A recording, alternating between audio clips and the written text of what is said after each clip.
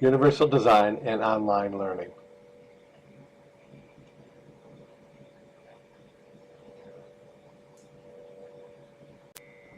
In this module, we looked at principles to make online or e-learning more accessible to a broad variety of students.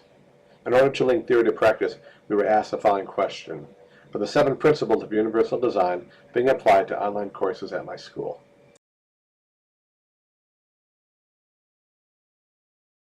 So that leads to our first question. What are the 7 principles? The 7 principles refer to the intentional design of instruction to meet the needs of a diverse mix of learners. Principle 1 refers to equitable use. The design is useful and marketable to people with diverse abilities. Principle 2 is a flexibility in use. Principle 5 is tolerance for error. The design minimizes hazards and the adverse consequences of accidental or unintended actions. Principle 6 is low physical effort. So with that understanding in mind, the next question is where to begin. I started with what I knew and I had access to. Did the online and hybrid courses that I was currently teaching incorporate these principles? So what did I find? Well, there was some evidence of these principles in the courses I'm teaching, but in general, application of these principles was lacking. First, the good news. There was limited variety in presentation formats. A lot of text, limited use of videos, more limited use of audio, some use of narrated PowerPoint presentations that were extremely lengthy. Now the challenges.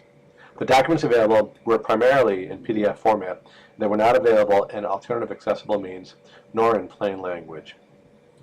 The responses required from students were generally identical, generally requiring written responses, oftentimes papers, but had to be submitted in specific APA format.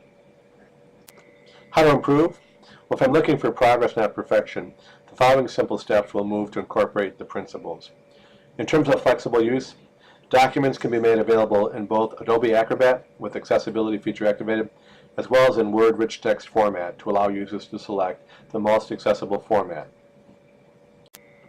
From an institutional perspective, as a new faculty member, I may not have identified all the school's efforts to increase accessibility. It's encouraging that a search of the term accessibility on the college employee website reflects the establishment of a College Accessibility Advisory Committee, which produced a 3-year plan to increase accessibility across the campus. That committee is looking at it. It said that a journey of 1,000 miles begins with a single step. We've got a long way to go, but we're moving. Thanks for your participation. I look forward to hearing from you.